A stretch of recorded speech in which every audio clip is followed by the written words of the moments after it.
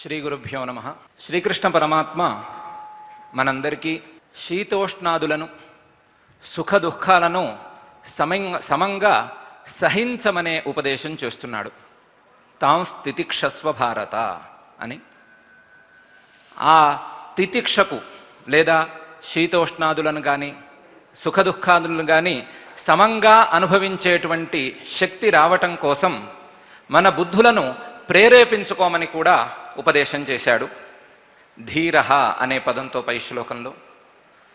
ఇంతేకాకుండా సదసద్వివేకం దీనికి చాలా ప్రధానమైనది అనే విషయాన్ని దృష్టిలో ఉంచుకుని నాసతో విద్యతే భావః నాభావో విద్యతే సతః ఉభయోరపి దృష్టోంతః స్త్వనయోస్తత్వదర్శిభిః అని సదసద్వివేకాన్ని గురించిన ప్రస్తావన శ్లోకంలో ప్రారంభం చేశాడు. ఆ సదసద్వివేకంలో ప్రధానమైనటువంటి అంశాన్ని మనకు ఉపదేశం చేయబోతున్నాడు పై శ్లోకంలో. ఈ సత్ అసత్ అనే రెండు పదార్థాలలో సత్ అనే పదార్థం యొక్క స్వభావం ఏమిటి, దాని యొక్క స్వరూపం ఏమిటి అనే విషయాన్ని ఈ శ్లోకంలో మనకు పరమాత్మ ఉపదేశం చేస్తున్నాడు. అవినాశితు తద్విద్ధి ఏన సర్వమిదం తతం వినాశమవ్యయస్యాస్య న కశ్చిత్ కర్తుమర్హతి. ఈ ఆత్మస్వరూపం అవినాశి, వినాశం లేనటువంటిది. ఇంతేకాదు, ఈ ఆత్మస్వరూపాన్ని అవినాశంగా తెలుసుకోవటం మాత్రమే కాదు, ఏన సర్వమిదం తతం, ఈ ఆత్మస్వరూపం ప్రపంచం మొత్తాన్ని వ్యాపించి ఉంది అని కూడా తెలుసుకోవాలి. ఈ ఆత్మస్వరూపం వినాశం లేనటువంటిది, ప్రపంచం మొత్తాన్ని ఆవరించి ఉన్నటువంటిది, వ్యాపించి ఉన్నటువంటిది. ఈ అవినాశం స్వరూపమైనటువంటి, వినాశము లేనటువంటి ఈ ఆత్మస్వరూపాన్ని ఎవ్వరూ ఏ రకంగానూ వినాశం చేయలేరు. ఎందుకంటే ఈ ఆత్మస్వరూపం అవ్యయం, ఏ రకమైన వ్యయము లేనటువంటిది. ఉదాహరణకు ఒక పువ్వు, అప్పుడే విరిసిన పువ్వు చక్కగా అందంగా ఉంది, నిండుగా ఉంది. కానీ కొన్ని గంటలు గడిచిన తర్వాత కోసినా కొయ్యకపోయినా సరే క్రమంగా అది వడలిపోతోంది.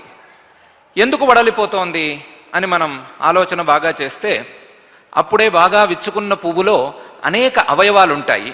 సూక్ష్మమైనటువంటి అవయవాలు, స్థూలంగా మనకు కనిపించే అవయవాలు, రకరకాల అవయవాలు ఉంటాయి. ఆ అవయవాలు క్రమంగా తగ్గటం ప్రారంభిస్తాయి. సూక్ష్మమైన అవయవాలు దూరానికి ఆ గాలిలో వ్యాపించిపోతూ ఉంటాయి, వెళ్ళిపోతూ ఉంటాయి. అలా అవయవాలు క్షీణించటం వలన, తగ్గటం వలన ఆ పువ్వు మెల్లగా వడలిపోతోంది, ఎండిపోతోంది, రాలిపోతోంది, నాశనమైపోతోంది. అంటే ఏ పదార్థమైనా సరే నశించిపోవాలి అంటే దానిలో ఏదో రకమైనటువంటి అవయవాల వినియోగం ఉండాలి, అవయవాలు క్షీణించటం అని జరగాలి. ఈ ఆత్మస్వరూపాన్ని గనక ఒక పువ్వుగా మనం భావిస్తే, ఈ పువ్వుకు ఏ రకమైన అవయవాలు లేవు, కాబట్టి అవయవాలు క్షీణించే అవకాశమే లేదు, అవయవాలు తగ్గే అవకాశం లేదు, అవయవాల యొక్క ఖర్చు, వ్యయం లేదు. కాబట్టి అవ్యయ స్వరూపమైనటువంటి ఈ ఆత్మస్వరూపానికి వినాశము జరగదు అని పరమాత్మ ఈ శ్లోకంలో ఉపదేశం చేస్తున్నాడు. ప్రధానంగా ఈ శ్లోకంలో రెండు అంశాలు. ఒక అంశం ఇప్పుడే మనం చెప్పుకున్నటువంటి అవ్యయం అనే అంశం. రెండవ అంశం ఈ ఆత్మతత్వం, పరమాత్మతత్వం ప్రపంచమంతా వ్యాపించి ఉంది అనే అంశం. ఈ రెండు అంశాలను అర్థం చేసుకోవటం ఎట్లా? ఈ పరమాత్మతత్వమే, ఆత్మతత్వమే ప్రపంచమంతా వ్యాపించి ఉంది అనే విషయం మన మనసుకి ఎక్కటం ఎట్లా? అదేవిధంగా పరమాత్మ స్వరూపం అవ్యయమైనది అని మనం భావన చేయటం ఎట్లా అనేది చాలా సంక్లిష్టమైన ప్రశ్న. మహాశాస్త్రవేత్తలనే బాగా కష్టపెట్టినటువంటి ప్రశ్న. ఈ ప్రశ్నకు పరమాత్మ తనదైన శైలిలో అనేక రకమైన ఉపపత్తులను చెప్పబోతున్నాడు పై గ్రంథంలో. కానీ మనం కొంత దూరం ఈ భావాన్ని అర్థం చేసుకుంటే కానీ అవన్నీ కూడా స్పష్టంగా మనకు బోధపడే అవకాశం లేదు. ఏ రకంగా అర్థం చేసుకోవాలి? అయితే ప్రాథమికంగా ఒక ప్రశ్న వేసుకోవాలి. పరమాత్మ స్వరూపం లేదా ఆత్మస్వరూపమే ఈ ప్రపంచమంతా వ్యాపించి ఉంది అనే విషయం మనకు ఎందుకు అర్థం కావటం లేదు? ఎందుకు అర్థం కావటం లేదు అంటే మన ముందు అనేకమైన వస్తువులు ఉన్నాయి, చాలా వస్తువులు ఉన్నాయి, చాలా పదార్థాలు మన కళ్ళకు కనిపిస్తున్నాయి. కనిపిస్తూ ఉండగా అవన్నీ వేరువేరుగా ఉన్నాయి అని అనిపిస్తోంది. వేరువేరుగా అనేక పదార్థాలు, అనేక వస్తువులు కనిపిస్తూ ఉండగా ఒకే వస్తువు ప్రపంచమంతా వ్యాపించి ఉంది అని మనకి ఎలా అర్థమవుతుంది అని మనలాంటి సామాన్యుల ప్రశ్న. ఈ ప్రశ్నకు సమాధానం మనం చాలా విధాలుగా చెప్పుకోవచ్చు. ఈ రోజున మనం చాలా కష్టపడి చదువుకుంటున్నటువంటి విజ్ఞాన శాస్త్రం దృష్టిలో కూడా ఈ విషయాన్ని అర్థం చేసుకునే అవకాశం కొంతమేరకు ఉంది. కొంత దూరం మన విజ్ఞాన శాస్త్రం కూడా దీనికి సహకారం చేస్తూ ఉంటుంది. ప్రాచీనమైన భారతీయ సనాతన సాంప్రదాయికమైన శాస్త్రాలు ఈ విషయాన్ని నిరూపించడం కోసమే పుట్టాయి. ఈ విషయాన్ని నిరూపించడం కోసమే అవి ప్రయత్నం చేస్తూ ఉన్నాయి. మనం రెండు మార్గాలలోనూ ఒక్కసారి ఈ విషయాన్ని ఆలోచించుకుందాం. మనకు సైన్స్ ఏమి చెప్తోంది? ప్రపంచమంతా ఏమి నిండి ఉంది అంటే మనం సామాన్యంగా చూసేది వస్తువులు అని చూసాము. దాన్ని కేటగరైజ్ చేస్తే, విభాగం చేసుకుని చూసుకున్నట్లయితే living world, non living world. ప్రాణంతో ఉన్న పదార్థము, జీవించే పదార్థము, జీవం లేని పదార్థము. జీవించే పదార్థము అంటే మన సైన్స్ దృష్టిలో దేహము, జీవం లేని పదార్థం అంటే మిగతా వస్తువులు, ప్రాణం లేని వస్తువులు. మోడర్న్ సైన్స్ దృష్టిలో ఆత్మ అనే పదార్థం ఉన్నట్టు మనకు అనిపించదు కంటే కూడా లేదు అని కూడా స్పష్టంగా చెప్పుకోవచ్చు. వారంత దాకా వెళ్ళలేదు. కాబట్టి living world, non living world అంటే ప్రపంచమంతా ఏముంది? ఈ రెండు పదార్థాలే ఉన్నాయి. ఈ రెండు పదార్థాలని కలిపి ఒకే దృష్టితో చూడటం ఎట్లా అంటే మ్యాటర్ అనే ఒకే దృష్టితో చూడమని వాళ్ళు చెప్పారు. ఈ రెండు పదార్థాలను చూసే దృష్టికోణాన్ని మార్చుకుంటే మ్యాటర్ అనే దృష్టితో చూడొచ్చు. మళ్ళీ ఈ మ్యాటర్ అంటే ఏమిటి అనే పరీక్ష చేసుకుంటూ వెళితే మనం మ్యాటర్ అంటే ఏంటి? ఎలిమెంట్స్ అని అర్థం చేసుకుంటాం. ఎలిమెంట్స్ అంటే మూల భూతాలు అని కానీ, మూల పదార్థాలు కానీ, మూలకాలు అని కానీ వ్యాఖ్యానం చేసుకోవచ్చు. ఈ ఎలిమెంట్స్ ఎన్ని ఉన్నాయి అంటే 118 ఎలిమెంట్స్ ఉన్నాయి అని మనకు చెప్తున్నారు. ఇందులో 92 ఎలిమెంట్స్ న్యాచురల్ ఎలిమెంట్స్ అని, 26 ఎలిమెంట్స్ ల్యాబ్స్లో ఉండేటువంటి అన్స్టేబుల్ ఎలిమెంట్స్ అని వాళ్ళు చెప్తున్నారు. మొత్తం మీద ఇవన్నీ ఎలిమెంట్స్, మూలకాలు. అంటే మనం వేరువేరుగా చూసే వస్తువులన్నీ ఎలిమెంట్స్, ఇంతే. అయితే ఎలిమెంట్స్ అంటే ఏంటి అని మళ్ళీ మనం గనక ప్రశ్న వేసుకుంటే ఏం సమాధానం చెప్తారు? మాలిక్యూల్స్ అని చెప్తారు. అంటే ఒక అణుగుచ్ఛం, ఆటమిక్ స్ట్రక్చర్. ఈ అణుగుచ్ఛం అనే పదం ఎప్పుడైతే వచ్చిందో అప్పుడు ఉన్నదంత పదార్థం అంటా ఏమిటి అంటే అణువులు అని మనం అర్థం చేసుకోవచ్చు.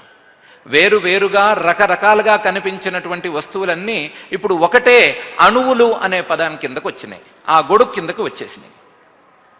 మరి అణువులంటే ఏమిటి అని ప్రశ్న వేసుకుంటే దాన్ని మళ్ళీ అణువుని, ఆటంని బ్రేక్ చేసి దాన్ని పగలకొట్టి ఎలక్ట్రాన్స్, న్యూట్రాన్స్, ప్రోటాన్స్ అన్ని రకరకాలుగా మళ్ళీ విభాగం చేసుకుంటాం. ఇందులో అన్ని అణువుల్లోనూ ఈ 3 ఉన్నాయా లేవా ఇవన్నీ వేరే విషయం. హైడ్రోజన్లో ఎన్ని ఉన్నాయి, మిగతా అణువుల్లో ఎన్ని ఉంటాయి, ఇవన్నీ కూడా మనకి ప్రత్యేకించి అవసరమైనమేం లేదు. ఈ మూడిటిని మళ్ళీ ఏమిటి అని విచారించుకుంటే, ఇవేమిటి అని మనం విచారించుకుంటే వాటిని కూడా బ్రేక్ చేయగలిగితే ఏమి సమాధానం వస్తోంది అంటే ఎనర్జీ అని వస్తుంది. అంటే మనం వేరువేరుగా రకరకాలుగా వివిధాలుగా చూసినటువంటి వస్తువులని మనం ఎనర్జీ అనే పదానికి తెచ్చేసాం, ఆ గొడుగు కిందకి తెచ్చేసాం. అంటే ఈ ప్రపంచమంతా ఎలా ఉంది, ప్రపంచంలో మనకు కనిపించే వస్తువులు ఏవి, వాటి యొక్క స్వభావాలు ఏవి అని ప్రశ్నించుకుంటే దానికి సమాధానం మనం ఏం చెప్పుకుంటున్నాం? రకరకాల ఎనర్జీలు, రకరకాల శక్తులు అని మనం దానికి సమాధానం చెప్పుకుంటున్నాం. అంటే వేరువేరుగా ఉన్నాయి అని మనకి తోచే వస్తువులు శక్తులు, కేవలము శక్తులు అని ఒక గొడుగు కిందకి లేదా ఒక రూపానికి మనం తెచ్చేసుకున్నాం.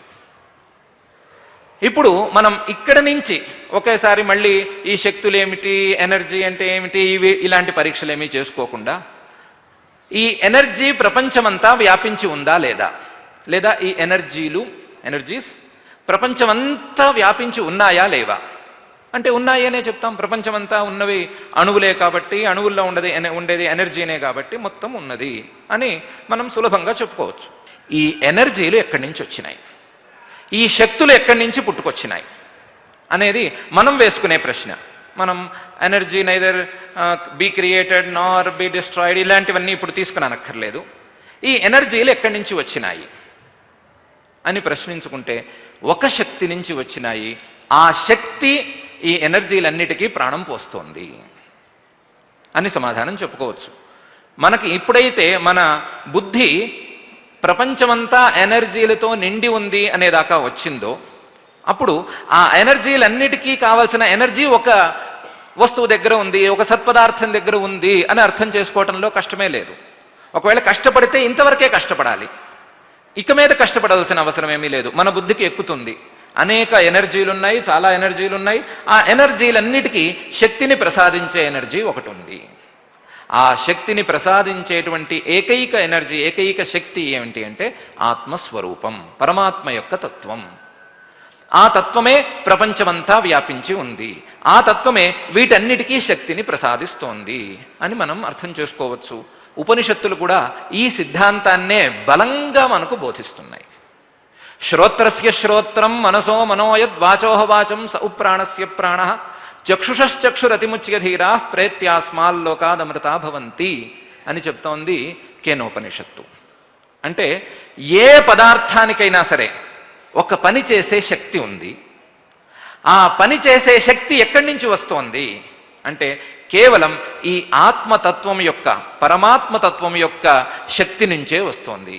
ఈ పరమాత్మతత్వం అనే శక్తి వీటన్నిటికీ శక్తిని ప్రసాదిస్తోంది అని సంక్షేపంగా ఈ కేనోపనిషద్ వాక్యానికి ఇప్పటికీ సందర్భోచితమైనటువంటి అర్థం.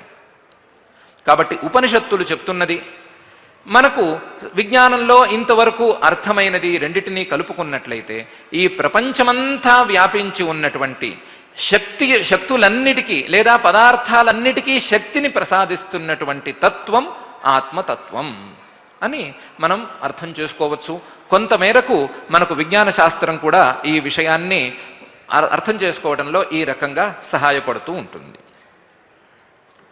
అయితే విజ్ఞాన శాస్త్రానికి భారతీయ సనాతన సాంప్రదాయిక శాస్త్రాలకు ఒక చిన్న తేడా ఉంది. విజ్ఞానం అనేది రెండిటికీ సమానమైనప్పటికీ మన సాంప్రదాయికమైనటువంటి శాస్త్రాలు ఆత్మతత్వాన్ని అర్థం చేసుకోవటానికి ఏ కాలంలో మానవులున్నా సరే వారికి సహకారంగా ఉండటం కోసం పుట్టుకొచ్చినవి. మానవులు రకరకాల కాలాల్లో ఉంటారు, వేరువేరు సందర్భాలలో ఉంటారు. వేరువేరు సందర్భాలలో ఉండేటువంటి మానవులకు, విభిన్న కాలాలలో ఉండేటువంటి మానవులకు ఆత్మతత్వాన్ని అర్థం చేసుకోవటానికి ఒక స్థిరమైనటువంటి దారి ఉండాలి, లేదా కొన్ని స్థిరమైనటువంటి దారులైనా ఉండాలి. ఆ దారులను ఏర్పాటు చేసేవి మన భారతీయ సాంప్రదాయికమైనటువంటి శాస్త్రాలు. ఈ గుణం మన నూతన విజ్ఞాన శాస్త్రంలో ఉన్నట్లు మనకు అనిపించదు. ఎందుకంటే ప్రాథమికంగా మన నూతన విజ్ఞాన శాస్త్రం ఆత్మతత్వాన్ని అర్థం చేసుకోవటానికి ఉద్దేశించింది కాదు. ఇంతేకాకుండా ఇది ఒక 200-300 సంవత్సరాల నుంచి ప్రారంభమైనటువంటి శాస్త్రం. అన్ని కాలాలలోనూ ఇదే రకమైనటువంటి శాస్త్రం ఉంటుంది అని మనం చెప్పేందుకు వీలు లేదు. ఎందుకంటే ఆ సైన్స్ రోజు రోజుకి తన రూపాన్ని రకరకాలుగా మార్చుకుంటూ ఉంది. కానీ అనేక వేల సంవత్సరాలుగా మనకు అంచనాలో ఉన్నంత మేర అనేక వేల సంవత్సరాలుగా స్థిరంగా ఒకే రకమైన దారిను లేదా ఒకే రకమైన దారులను చూపిస్తున్నవి మన సాంప్రదాయిక శాస్త్రాలు. ఇవి ఈ ఆత్మతత్వం ప్రపంచమంతా వ్యాపించి ఉంది అనే విషయాన్ని ఎలా అర్థమయ్యేట్టు చెప్తున్నాయి, అర్థమయ్యేందుకు ఏ రకమైన లాజిక్ని, ఏ రకమైన ఉపపత్తిని మనకు బోధిస్తున్నాయి అని కూడా ఒకసారి చూసుకుంటే, మన శాస్త్రాలు లేదా మన పురాణాలు, మన ఉపనిషత్తులు, మన విజ్ఞానం 118 ఎలిమెంట్స్ ఉన్నాయి అనే విషయం చెప్పటం లేదు. మనకు 5 భూతాలు, 5 ఎలిమెంట్స్, పంచభూతాలు. ఈ పంచభూతాల ద్వారా ఈ ఆత్మతత్వాన్ని తెలుసుకునే మార్గాన్ని అవి మనకు బోధిస్తూ ఉంటాయి. పంచభూతాలు అంటే మనకు కనిపించే పదార్థాలు అనే దృష్టి కంటే కూడా ఈ పదార్థాలకు మూలమైన భూతాలు, ఎలిమెంట్స్ అనే దృష్టిలో చూస్తేనే మనకి ఎక్కువ ఉపయోగంగా ఉంటుంది. ఆ పంచభూతాలు ఏవి? పృథివీ, జలము, తేజస్సు, వాయువు, ఆకాశం అని 5 భూతాలు. ఈ భూతాలలో పృథివీ అనే మొదటి భూతం స్థూలమైనటువంటి భూతం. ఈ పృథివీ భూతం యొక్క ఆ స్థూల భావం అంటే లావుగా ఉండటం అనుకోండి, ప్రస్తుతానికి తొందరగా మనకు చేతికి కానీ కంటికి కానీ అందటం అనే స్వభావం మనం మట్టి ముద్దలలోనూ, రాళ్లలోనూ, చెట్లలోనూ, మరొక పదార్థంలోనూ చూస్తూ ఉంటాం. ఇది స్థూలమైనది కాబట్టి ఒకచోట మాత్రమే నియతంగా ఉంటుంది. తొందరగా వ్యాపించటం దీని యొక్క స్వభావంగా మనకు కనిపించదు. దీనికి వెనకాల ఉండేటువంటి భూతం జలం. ఈ జలం పృథివీ కంటే కొంచెం సూక్ష్మమైనటువంటి భూతం. ఆ జలం యొక్క ఆ సూక్ష్మ స్వభావం, వ్యాపించే గుణం, ఈ రెండూ కూడా మనం నీటిలో స్పష్టంగా చూస్తాం. జలం అంటే నీరు అనే భావన కాకుండా నీటికి కారణమైనటువంటి మూలభూతం అనే భావన మనకు ఇప్పుడు చాలా అవసరమైన భావన. ఆ భూతంలో ఉండేటువంటి ఆ వ్యాపించే గుణం, ఆ సూక్ష్మత్వం అనేది మనం నీటిలో చూస్తాం. జలంలో ఉండేటువంటి వ్యాపించే గుణం నీటిలో మనకు కనిపిస్తూ ఉంటుంది. పృథివీ కంటే జలం తొందరగా వ్యాపిస్తుంది కదా, నీరు తొందరగా పరుచుకుంటుంది కదా. ఈ జలం కంటే సూక్ష్మమైనటువంటి భూతం తేజస్సు. జలం వెళ్ళలేని చోటుకి కూడా, నీరు వెళ్ళలేని చోటుకి కూడా ఉష్ణశక్తి వెళ్ళటం మనం గమనిస్తూ ఉన్నాం కదా. పాత్రలు లాంటి వస్తువులలోకి నీరు చొరబడదు బయట నుంచి, కానీ వేడి మాత్రం లోపలకు కూడా చొరబడుతుంది. కాబట్టి ఈ తేజస్సు నీటి కంటే సూక్ష్మమైనది, నీటి కంటే కూడా ఎక్కువగా వ్యాపించే గుణం ఉన్నది. ఆ తేజస్సు కంటే కూడా సూక్ష్మమైన భూతము వాయువు. ఇది ఇంకా కూడా ఎక్కువ చోటుని వ్యాపించి ఉంటుంది.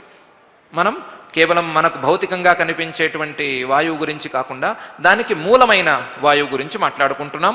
అది చాలా దూరం వ్యాపించి ఉంది అని మన పురాణాలు చాలా విస్తృతంగా చెప్తాయి. ఈ వాయువు కంటే సూక్ష్మమైనది ఆకాశం. ఆకాశం అంటే మనం స్కై అనుకోవద్దు, వాక్యూమ్ అనుకోవద్దు, కొంతలో కొంత స్పేస్ అనుకోవటం నయం. స్పేస్, స్థలం, అవకాశం, చోటు, దాన్నిచ్చేటువంటి భూతం. ఈ భూతం ఏమి చేస్తుందంటే అతి సూక్ష్మంగా ఉండి మిగతా 4 భూతాలకు చోటిస్తుంది. మిగతా 4 భూతాల కంటే కూడా పరుచుకుని ఉంటుంది, వ్యాపించి ఉంటుంది, సూక్ష్మంగా ఉంటుంది. ఇలా పంచభూతాలు ఒకదానికంటే ఒకటి సూక్ష్మంగా ఉండి ఉండి ఉండి ఆకాశం దాకా వెళ్ళిన తరువాత ఈ ప్రపంచమంతా ఎక్కడ ఉంది, మనకు కనిపించే ప్రపంచమంతా ఎక్కడ ఉంది అంటే ఒక స్థలంలో ఉంది, ఒక ఆకాశంలో ఉంది అనే సమాధానం దాకా తీసుకొస్తున్నాయి వీటి యొక్క స్వభావాల ద్వారా. ఎప్పుడైతే మనకు కనిపించే ప్రపంచమంతా ఒక సూక్ష్మమైన లేదా వ్యాపించి ఉండేటువంటి స్థలంలో, ఆకాశంలో, అవకాశంలో ఉంది అని మనకు అర్థమైందో, అప్పుడు ఈ ఆకాశం ఎక్కడ ఉంది అనే ప్రశ్న వేసుకుంటే ఒకటే సమాధానం, ఆత్మస్వరూపంలో ఉంది. ఈ ఆత్మస్వరూపం ఆకాశం కంటే కూడా సూక్ష్మమైనది. సూక్ష్మమైనది కాబట్టి ఈ భూతాలను తీసుకువచ్చినట్లుగా వ్యాపించి ఉన్నది, పరుచుకుని ఉంది అనే సమాధానానికి మనం దగ్గరగా వస్తూ ఉంటాం. దీన్ని అనేక సందర్భాలలో బ్రహ్మసూత్రాలలో వ్యాసమహర్షి కానీ, మరొక పురాణాలలో వ్యాసమహర్షి కానీ, వేరే శాస్త్రాలలో కానీ చాలా వివరంగా, విస్తారంగా, రకరకాల మార్గాలలో రకరకాల ప్రశ్నలకు సమాధానాలు చెప్పుకుంటూ ఈ విషయాన్ని వారు మనకు దృఢపరిచారు. అక్షరం అంబరాంత ధృతేహే లాంటి సూత్రాలలో ఎన్నో సందర్భాలలో ఈ విషయాన్నే వాళ్ళు దృఢపరిచారు. ఉపనిషత్తులలో కూడా ఈ విషయాన్ని బాగా విస్తారంగా చెప్తూ వస్తారు. కాబట్టి ఆత్మస్వరూపం వ్యాపకం లేదా సర్వత్రా వ్యాపించి ఉన్నది అనే భావనను అర్థం చేసుకోవటానికి, ఆత్మస్వరూపం మొత్తం ప్రపంచమంతా ఆవరించి ఉన్నది అనే భావనను మనం అర్థం చేసుకోవటానికి మనం విజ్ఞాన శాస్త్రం యొక్క సహాయమైనా తీసుకోవచ్చు, లేదా భారతీయ సాంప్రదాయిక శాస్త్రాల యొక్క సహాయాన్నైనా మనం కోరవచ్చు. అయితే మన భారతీయ శాస్త్రాల యొక్క విశేషం ఏమిటంటే కొంచెం సులభంగా, తొందరగా, ఎక్కువ తొట్టుపాటు లేకుండా అర్థమయ్యే విధానాలు ఇందులో ఉన్నాయి. సైన్స్ దానికోసం ఉద్దేశించి ఉన్నది కాదు కాబట్టి అందులో మనం కొంచెం కష్టాలు పడవలసి వస్తుంది అని ఈ రెండిటికి ఉండేటువంటి భేదం. ఏ సాధనమైనా సరే, ఏ రకమైన ఉపాయమైనా సరే, మనం ఈ విషయాన్ని అర్థం చేసుకోవటమే ప్రధానం. ఏ రకంగా అర్థం చేసుకున్నా సరే పర్వాలేదు, అర్థం చేసుకోవటం మాత్రమే ప్రధానం. ఆ ప్రధానం అనే భావనతోనే పరమాత్మ ఏన సర్వం ఇదం తతం, ఏ ఆత్మస్వరూపమైతే ఈ ప్రపంచాన్నంతా ఆవరించి ఉన్నదో, ప్రపంచమంతా వ్యాపించి ఉందో ఆ ఆత్మస్వరూపం, ఆ ఆత్మస్వరూపానికి వినాశము లేదు అని మనకు చెప్తున్నాడు. వినాశం అనేది ఎందుకు లేదు అంటే, సర్వత్రా వ్యాపించి ఉన్నది, అన్నిటికీ అవకాశాన్ని ఇస్తున్నది, అవకాశం ఇచ్చేటువంటి ఆకాశానికి కూడా అవకాశం ఇస్తున్నది కాబట్టి అది నాశనమయ్యే ప్రసక్తి లేదు. ఎందుకు నాశనమయ్యే ప్రసక్తి లేదు అంటే, వినాశం అవ్యయస్యాస్య న కశ్చిత్ కర్తుమర్హతి అని చెప్తున్నాడు. ఈ అవ్యయమైనటువంటి ఈ పరమార్థ తత్వానికి లేదా పరమాత్మ తత్వానికి, ఆత్మస్వరూపానికి వినాశం దగ్గరలో కూడా రాదు. ఏమిటి ఈ అవ్యయం లేదా వ్యయం అంటే ఏమిటి అంటే, మనం పువ్వుని దృష్టాంతంగా చేసుకుని ఒకసారి భావన చేసుకున్నాం. ఒక అరటిపండు ఉంది, అరటిపండు బాగుంది, కానీ తొక్క తీసి బయట పెడితే అది నల్లబడిపోతుంది. తొక్క తీసేసి కాసేపు బయట ఉంచితే అరటిపండు నల్లబడుతోంది. కొంచెం సేపు అయిన తర్వాత చూస్తే అది కొంచెం ఎండినట్టుగా అవుతోంది, దానిపైన ఉండే తేమ ఆరిపోతోంది. కొంచెం సేపటికి అది పూర్తిగా అట్టలాగా గట్టిగా తయారవుతోంది. ఇంకా కొన్ని రోజుల పాటు ఉంచగలిగితే, కొన్ని రోజుల పాటు అలాగే ఉంచగలిగితే అది పొడి పొడిగా కూడా మారిపోతుంది. ఇది ఏ సందర్భంలో జరుగుతోంది అంటే, తొందరగా జరిగే సందర్భం ఏమిటి అంటే, మనం తొక్క తీసి పెడితే అవుతోంది. తొక్కతో పాటే ఉంచితే ఈ ప్రక్రియ అంతా మొదలు తొక్కకే వస్తోంది, ఆ తరువాత పండుకి అది వ్యాపిస్తోంది. తొక్క ఉన్నంత వరకు అరటిపండు కొంచెం రక్షణలో ఉన్నట్టుగా ఉంటుంది. అంటే అరటిపండు లోపల ఉండేటువంటి అరటిపండుని బయట ఉండేటువంటి తొక్క, ఆ పండు యొక్క తొక్క రక్షిస్తోంది. ఆ రక్షణ సవ్యంగా ఉన్నంత వరకు లోపల పండు బాగున్నట్లు, రక్షణ కొంచెం బలహీన పడితే లోపల పండు పాడైపోతున్నట్లు. లోపల పండు పాడవటం అంటే నశించిపోతోంది. అంటే నశించిపోవటం అనేది కేవలం పువ్వు లాంటి పదార్థాలకే కాదు, ఇలా పండు లాంటి పదార్థాలకు కూడా ఉంది. కానీ అది ఎలా వస్తోంది అంటే, ఆ తన యొక్క తొక్క నశించిపోవటం వలన వస్తోంది. అరటిపండు లోపల ఉన్నది, బయట ఉండేటువంటి తొక్క, ఆ తొక్క నశించిపోతే, తొక్క గనక బలహీన పడితే లోపల పండు కూడా బలహీన పడుతోంది. అంటే తనది ఆత్మీయం, ఆత్మీయం గనక ఒకటి నశిస్తే లోపల ఉన్నది కూడా నశిస్తుంది. ఇంకా కొంచెం సులభంగా చెప్పుకోవాలి అంటే, ధనవంతుడు పాడైపోయాడు. ఏ రకంగా పాడైపోయాడు? ఉన్న డబ్బంతా ఖర్చు అయిపోయింది. ఇప్పుడు ఎవరతను? ధనవంతుడు కాడు. మరి ధనవంతుడు అన్నారు, ధనవంతుడు పాడైపోయాడు అన్నాడు. కొంచెం సంస్కృత భాషలో ధనీ నష్ట అని కూడా అంటారు. ఆ ధనం నాశనం అయిపోవటం వలన, ఆ ధనవంతుడి యొక్క ధనం నాశనం అయిపోవటం వలన, పాడైపోవటం వలన, ఖర్చు అయిపోవటం వలన ఆ ధనవంతుడు కూడా పాడైపోయినట్టయింది. ఎందుకు అంటే, ధనవంతుడికి ఆ ధనానికి ఒక సంబంధం ఉంది. కానీ ఈ ఆత్మస్వరూపానికి మిగతా వస్తువులకి ఈ రకమైన సంబంధం ఏమీ లేదు. ఎందుకంటే ఆత్మస్వరూపం అసంగమైన స్వరూపం, ఏ వస్తువుతోనూ సంబంధం లేని స్వరూపం.